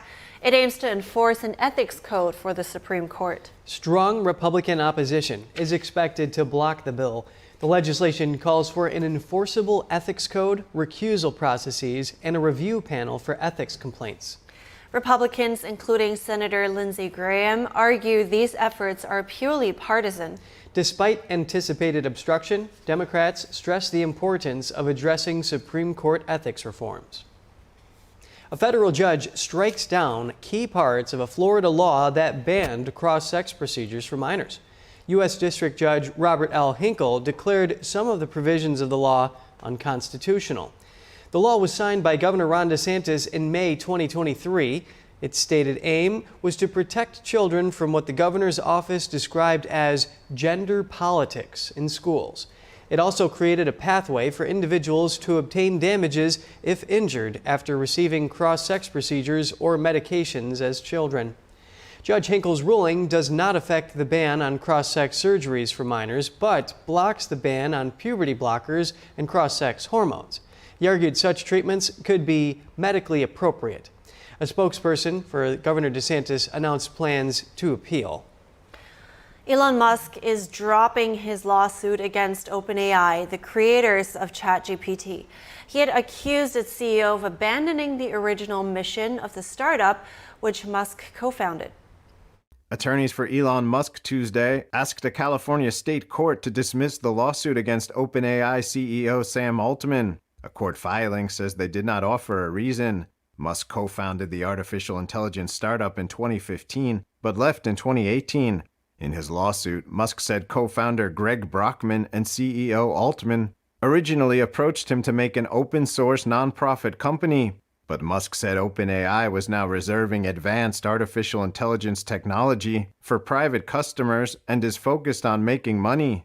The lawsuit said OpenAI set the founding agreement aflame last year when it released its most powerful language model, GPT-4. Musk in the lawsuit asked a judge to force OpenAI to make its research and technology available to the public. He asked the court to prevent the startup from using its assets for the financial benefit of Microsoft and other big companies. The lawsuit sought a jury trial and for the company and CEO to pay back any profit they received from the business. OpenAI pushed back against Musk's claims, arguing Musk is jealous and the case should be dismissed. The court filing said Musk's lawsuit was based on incoherent claims and described it as an attempt by Musk to advance his own AI interests. Last year, Musk founded his own AI company, XAI, which he said will be maximally truth-seeking. The company's website says its mission is to advance a collective understanding of the universe. OpenAI and an attorney for Musk did not immediately respond to requests for comment. Californians are feeling the effects of the new minimum wage for fast food workers. It's now $20 an hour and is affecting prices and employment levels. NTD's Christina Corona has the story.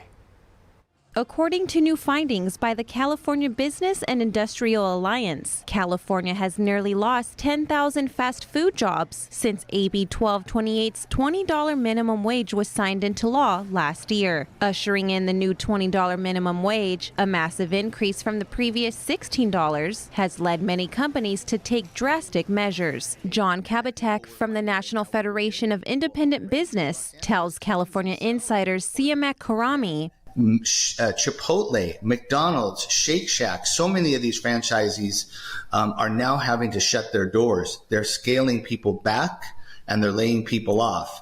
Before the law even took effect, economic impacts prompted lawmakers to act. AB 610 was soon introduced, granting exemptions to fast food venues in various locations to address the effects of AB 1228. Despite passing, closures persisted, including Red Lobster and Rubio's Coastal Grill shutting down several locations. The new law may also be tough for small businesses, which may struggle to adapt to the new wage increase.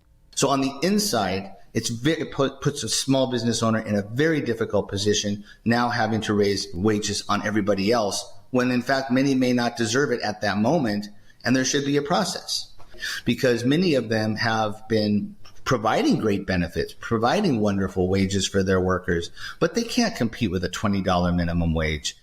Due to the rising wages, many fast food restaurants in California increased their food prices. The company has to make a profit to stay in business.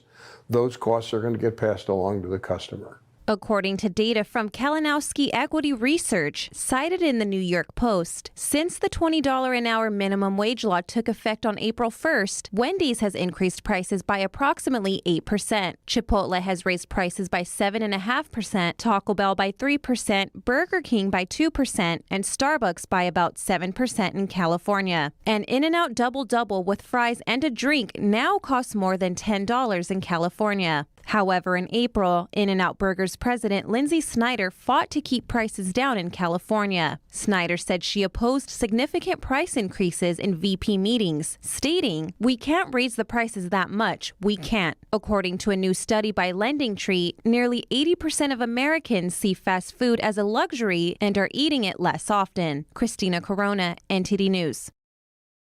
And shifting gears, Secretary Antony Blinken is holding a joint press availability with the Qatari Prime Minister and Minister of Foreign Affairs in Qatar right now. Take a look.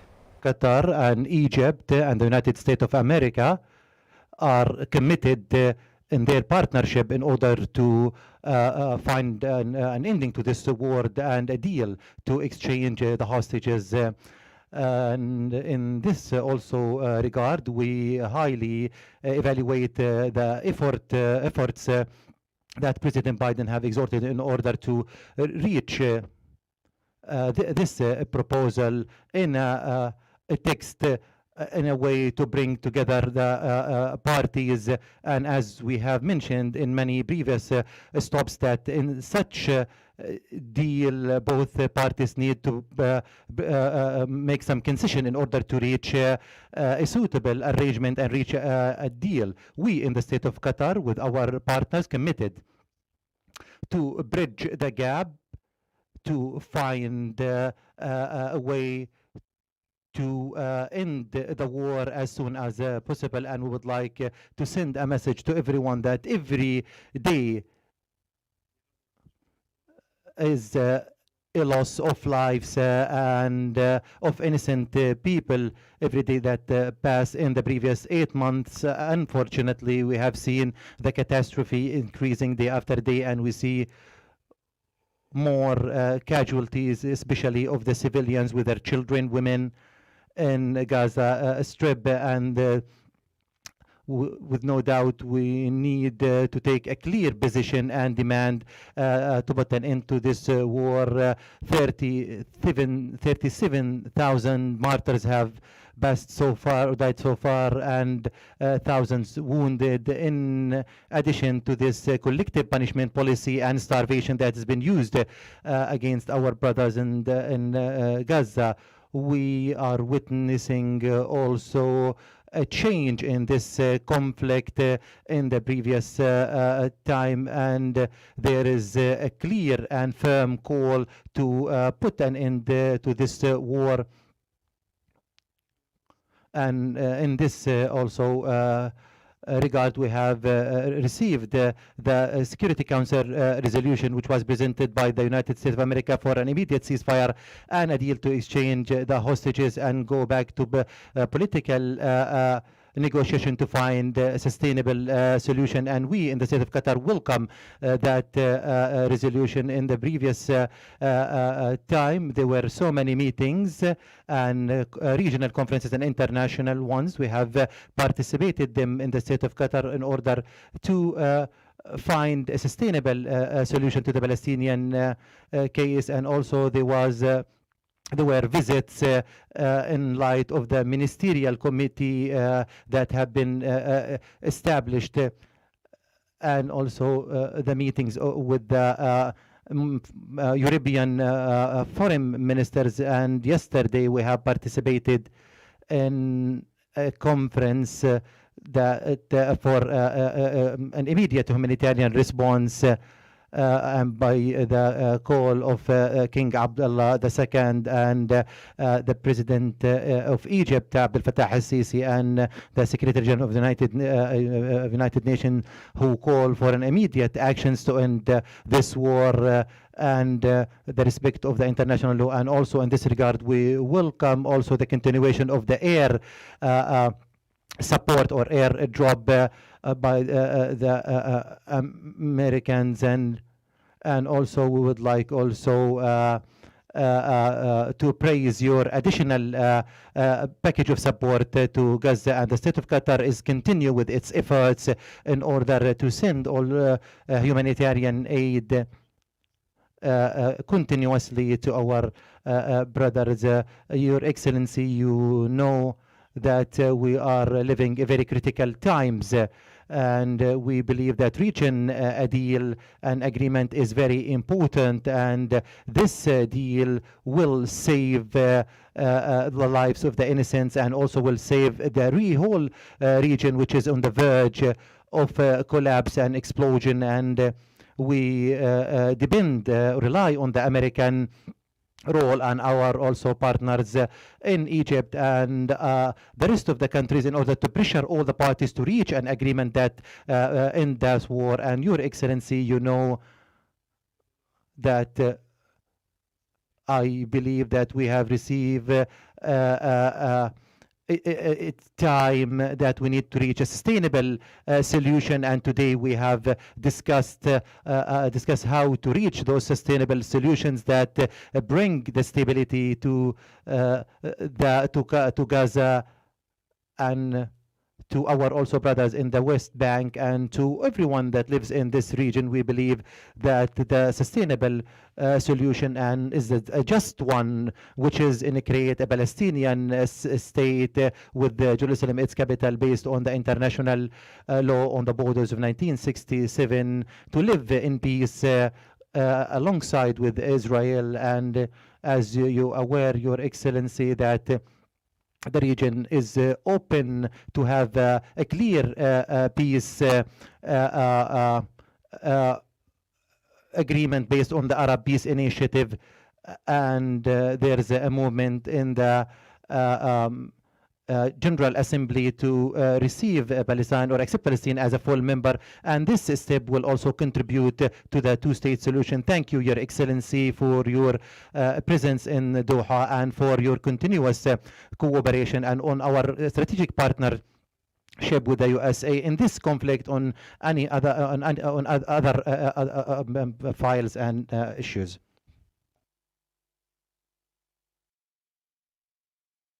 Well, first let me just say it's very good to be back here in Doha, and especially to be with my colleague and my friend, the Prime Minister. As you heard him say, we were together just yesterday in Jordan at a conference to work to rally more international support to address the dire humanitarian crisis in Gaza. Qatar has already shown remarkable generosity in helping people in such urgent need, providing 4,700 tons of food, medicine, and other life-saving aid. At yesterday's conference, I announced $400 million more in additional support from the United States to the Palestinians. That brings the total amount that we've provided to $670 million in additional U.S. assistance to the Palestinians in the 8 months that this war has been going on.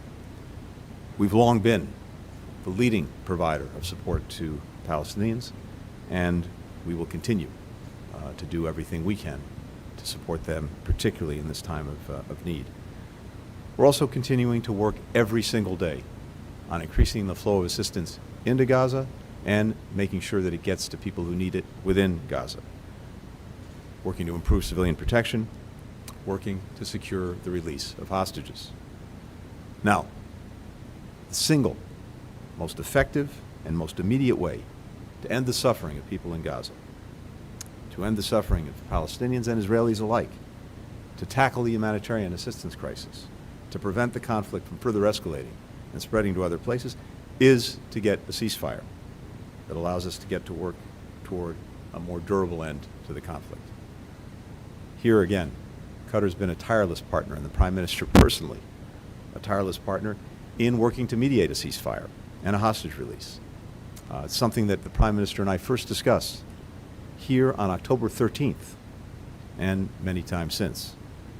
12 days ago, President Biden set out a ceasefire proposal, rooted in core principles of releasing all the hostages, surging assistance into Gaza, guaranteeing Israel's security, providing a path to an enduring end to war, and starting the massive reconstruction for Gaza.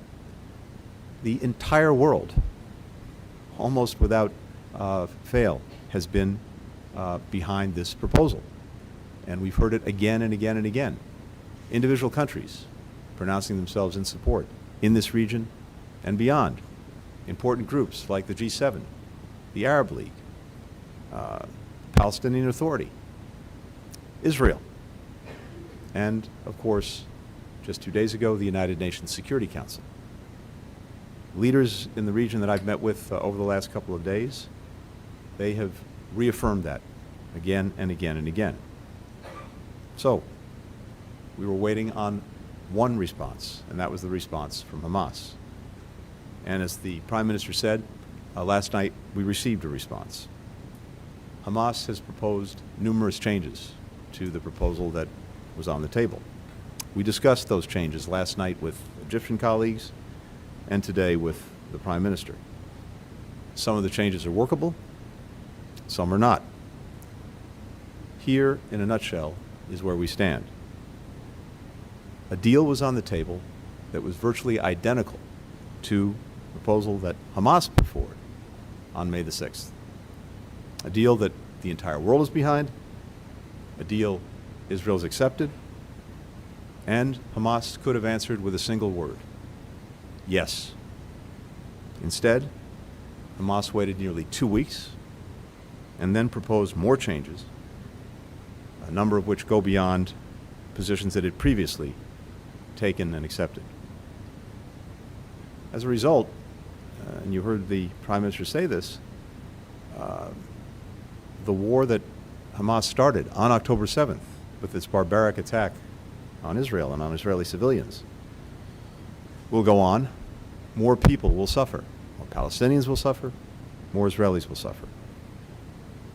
But in the days ahead, we are going to continue to push on an urgent basis with our partners, with Qatar, with Egypt, to try to close this deal, because we know it's in the interests of Israelis, Palestinians, the region, indeed, the entire world.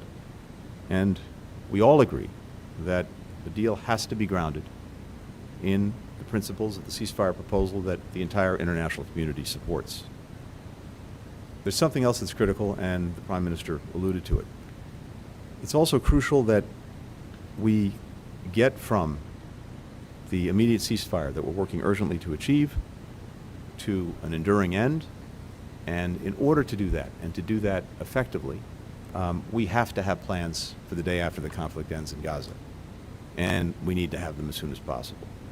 For months, we've been working with partners throughout the region on such a plan, and that was also a key focus of conversations I've had over the last couple of days. In the coming weeks, we will put forward proposals for key elements of a day after plan, including concrete ideas for how to manage governance, security, reconstruction.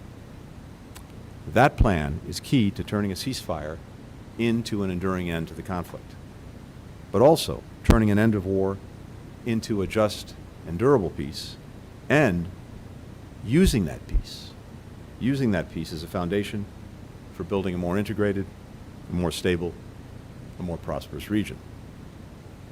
Over the course of what's now my 8th visit to the region since October 7th, everyone that I've engaged with has made clear that this is the path they want to pursue. Now, I can't speak for Hamas or answer for Hamas, and ultimately, it may not be the path that Hamas wants to pursue. But Hamas cannot and will not be allowed to decide the future for this region and its people.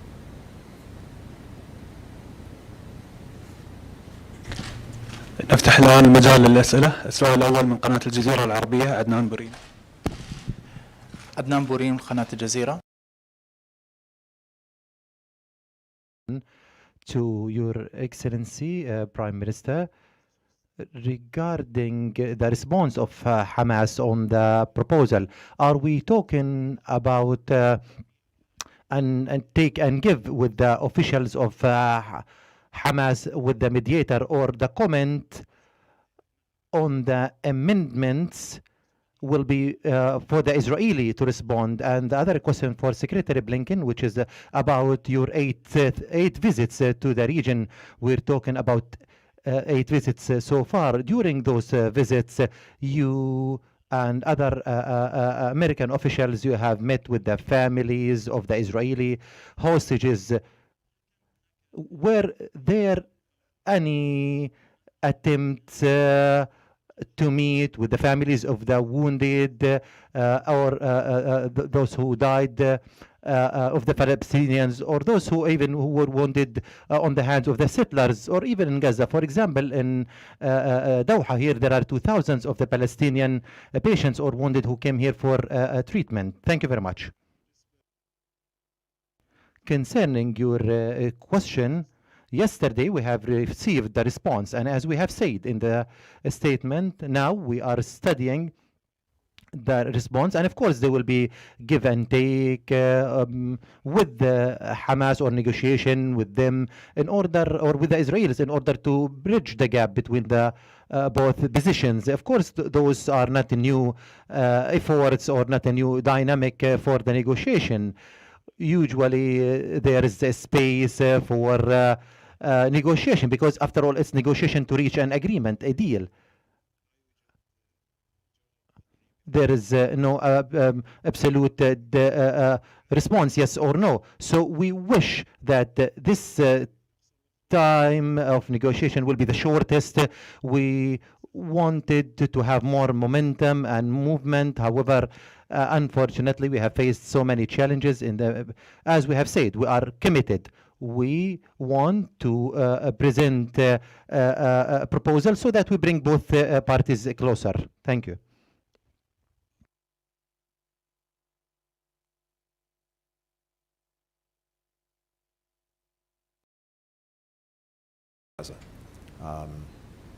When I was in Jordan, I believe it was on my last trip to the region, it may have been the one before that, I met with a remarkable group of women who had managed to leave Gaza, to get out, are now in Jordan, but have left family members behind, have lost family members, and I heard directly from them everything that they'd experienced and everything that their family members who remain in Gaza continue to experience.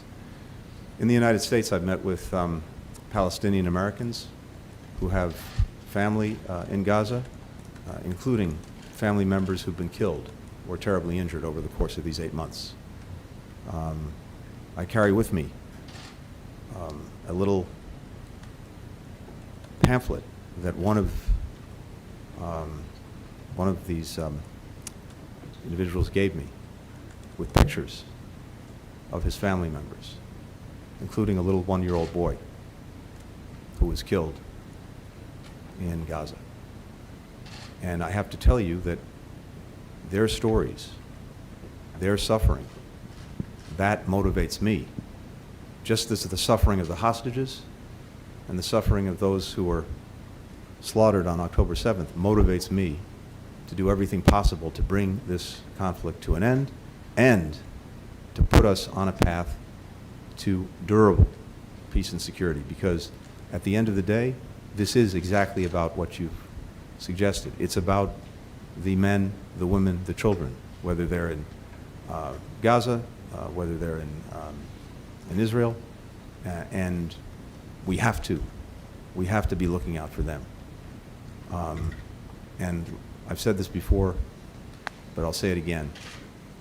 The biggest poison in our common well that we all have to drink from is dehumanization, the inability to see the humanity in someone else. And when that happens, when hearts get hardened, it's very hard to do anything. It's very easy to justify anything. So we have to push beyond that, and the most important way to do that is to always have in mind what little girls, little boys, women, men are going through as we speak. السؤال الثاني إيلون مارلو. Up next, a new star will appear in the night sky between now and September. Find out about an exploding nova, a celestial event years in the making. The world's deepest swimming pool is furnished like a city with sunken cars, motorbikes, and even arcade games. Go on a dive with us in Dubai in a minute.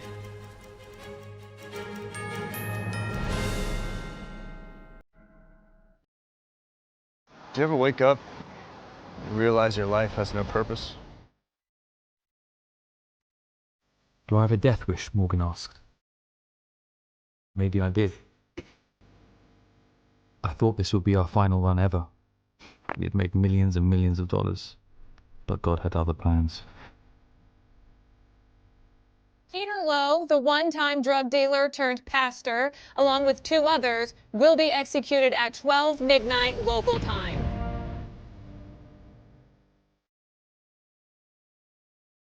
The next day, something strange happened. Someone came up to me and gave me this flyer about Jesus.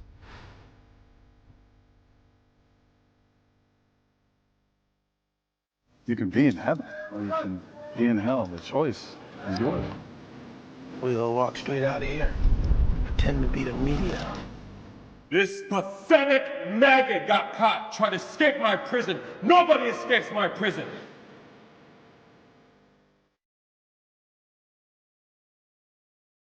He's a changed person. He's a new man. I found Christ in here, and he forgave me. I found Christ too. My name is Peter Lone, and I will be executed in 2 hours. Why am I being executed, you ask?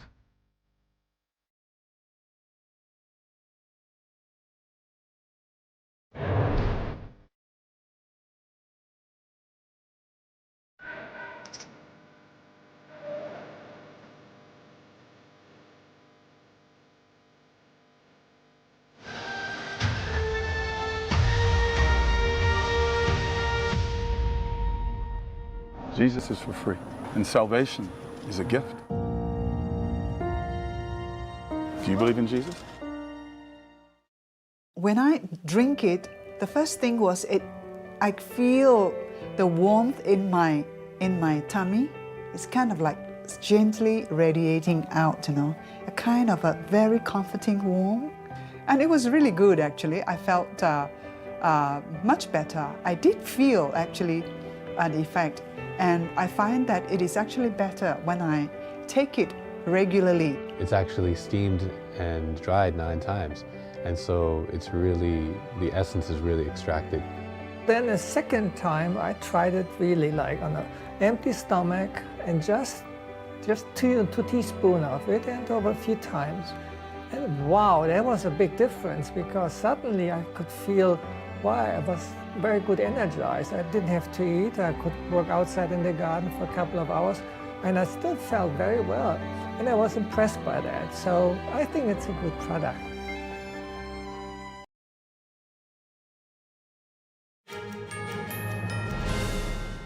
Welcome back. If you're just joining us now, here are some of today's top headlines. Secretary Antony Blinken spoke in Qatar about the ceasefire deal. Hamas has proposed many changes. Blinken says many go behind positions it previously had.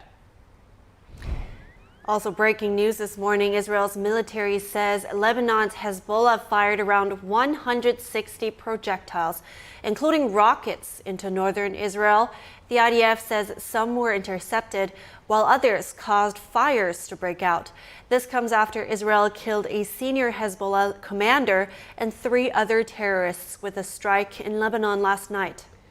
South Carolina, Nevada, North Dakota, and Maine all hold primaries. In South Carolina, Representative Nancy Mace won the Republican nomination. In Nevada, Republican Sam Brown won the GOP U.S. Senate primary. In North Dakota, Representative Kelly Armstrong won the Republican primary for governor.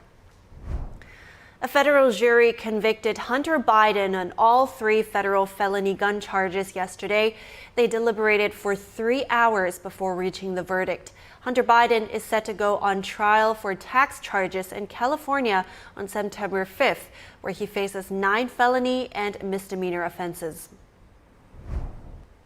And summertime is here, and while that may mean more family time, it can be a little stressful for parents with kids out of school. Here we get some tips on how to stay mentally fit to handle anything that comes your way from Laura Rhodes Levin.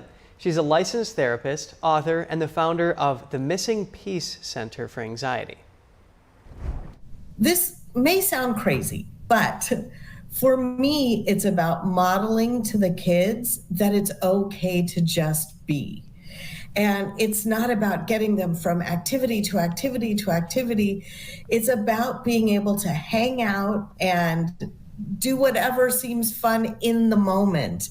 When you model for them, you can just even get out some drums and just bang on that, or sit in the backyard and pick flowers. It sounds blah, blah, blah, but kids are really pliable and open to things as long as you give them a focus and model it for them rather than modeling chaos.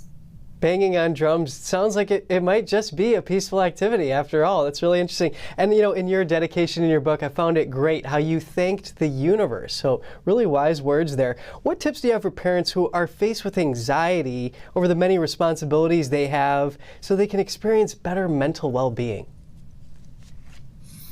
So I think one of the biggest issues that all of us face, including parents, is that you're not good enough. And you've got this inner critic that's telling you all the things you should be doing. and really just being yourself, being kind and thoughtful and doing the best you can. That's all you can do, is the best you can. And no one else can ask more of you. And your best is different on different days. So give yourself a break. That just sounds like really good advice. And there's something else in your book that I found really great. Is that acronym for FEAR, false evidence appearing real. So is it sometimes that we just make a bigger deal of things than we think? Yeah, I always say anxiety is a liar that predicts doom. When we're anxious about something, we're picturing a worst case scenario. What if? Well, what if it went really well? That's really crazy. Wow. Yeah, that's a good way to put it. Do you have any specific examples of times when things got really stressful for you, but you took your own advice and you were able to make it through?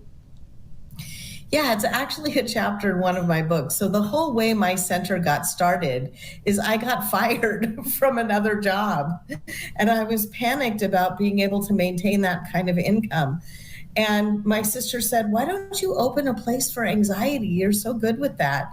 And 3 days later, I opened an intensive outpatient for anxiety, and it's led to my charity, it's led to my book, and I'm doing what I was meant to do by trusting the universe and looking for the solution rather than falling into the rabbit hole of the problem.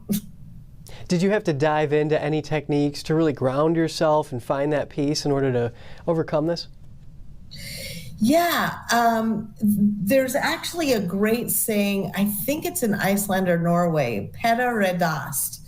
And it's just knowing everything is going to be okay, no matter what. Even in the most awful death-involved situations, eventually you will be okay. And you've got to remember that little frightened person inside. If a kid was frightened, you wouldn't say, "It's going to be terrible." You'd say, "Don't worry, it's going to be all right." And you believe that. Believe it for yourself. Really great insights from you today. Laura Rhodes Levin, licensed therapist and author. Thank you so much for having me, Kevin. And if we helped just one person today, mission accomplished. That's sweet. Yeah, my message that I get from this is just take it easy, and I'm all for this. Yeah, well, parents are going to have a lot to do here in the summer when the kids are home. And EFEDU says that you can give them a daily chore and kind of explain the why behind it and then reward them when they do it. It can bring a lot of purpose. Oh, that can be a great way to keep them busy too. Less laundry for mom. Yeah, win-win situation. And can we just focus on that sentence that she mentioned? Anxiety is a liar that predicts doom. I think that was very deep and quite accurate. So yeah, thanks she really for sharing that. Does unpack a lot when it comes to the psychology and this. In Sci Solutions web, this page just shows that you should try to have like a little bit of a loose routine for your kids when they're home in school, but like don't overschedule it. Yeah, makes sense. All right, we're switching to a different topic about plant-based diet. It has been touted as a way to live longer and reduce your risk of chronic diseases. But the kind of plant-based foods you're putting on your plate could be undermining your efforts.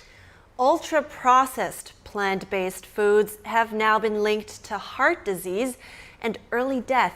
That's according to a study published this week in the Lancet Regional Health Journal. Some examples include mac and cheese, veggie pizza, or French fries from your favorite fast food stop.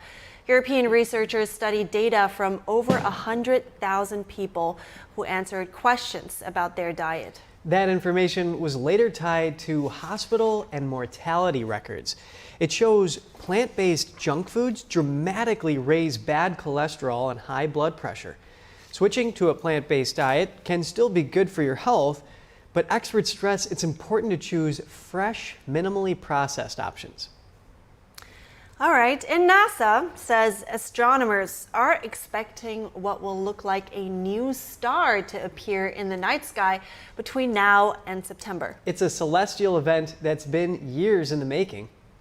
The expected brightening event, known as NOVA, will occur in the Milky Way's northern crown constellation, A nova refers to the sudden, brief explosion from a collapsed star called a white dwarf. The dwarf star remains intact, releasing material in a repetitive cycle that can go on for thousands of years. Once the nova peaks in brightness, it will be as if a new star has appeared. This one will be visible for a few days without any equipment and for about a week with binoculars. Then it will dim and disappear from sight for another 80 years or so. Fascinating. And until recently, Dubai City may not have been a top destination for scuba divers, but that's changed since some divers created the world's deepest swimming pool. It's furnished like a city and fitted with sunken cars, motorbikes, and even arcade games. Let's take a look. Welcome to the world's deepest swimming pool, located in Dubai in the United Arab Emirates. It's been verified by Guinness World Records as the deepest swimming pool for diving. It's the world's deepest facility, 60 meters, 200 feet, and it's the world's largest deep facility at 15 million liters, nearly 4 million gallons. And then there's a range of technology, a whole sunken city to explore. In the depths, divers can find sunken cars, motorbikes, pool tables, and arcades. The technology used means people could listen to whale sounds or even their favorite songs while diving. The pool has become a popular attraction with advanced divers and non-divers wanting to experience going underwater. Something this grand doesn't really happen very much in my industry of scuba diving, and it was such a neat way for somebody that's so passionate about the underwater world to create an environment that allows people of all types to explore and feel safe and comfortable while they share in the passion of an environment that I love so deeply. Scuba diving is increasing in popularity in the UAE, with a large dive community actively teaching and running trips in different emirates. The country's location by the Persian Gulf and Gulf of Oman has created many diving spots. Deep Dive Dubai has also become somewhat of a social media attraction, with influencers posting videos of their dives and newly engaged couples taking their engagement photos underwater in the pool. Dubai has attracted attention for its many unconventional Guinness World Records, and it's adding this to the list. I really wonder if they could find any hidden treasure down there. For sure. I'm sure it's so full of, Easter eggs, those, I don't know if you say that in English in the US, but those hidden little treasures. And it must be so much fun to explore that. But of course it would be in Dubai. You find the most extravagant things in Dubai. Yeah, just throw in that oxygen tank, go down there, get yourself a treasure chest. Yeah, it must be so much fun. All right, maybe one day. We have to wrap up our show now, but be sure to stay tuned for NTD's News Today broadcast at 10 a.m. Eastern Time. And for round-the-clock original news coverage, visit us at ntd.com or download our NTD app. That's right. Thanks for watching. I'm Evelyn Lee. And I'm Kevin Hogan.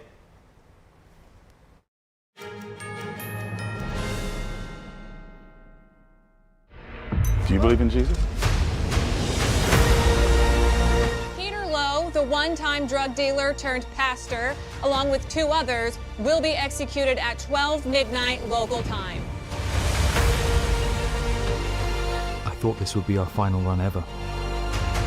We had made millions and millions of dollars, but God had other plans. We'll walk straight out of here, pretend to be the media. This pathetic maggot got caught trying to escape my prison. He's a changed person. He's a new man. Fuck!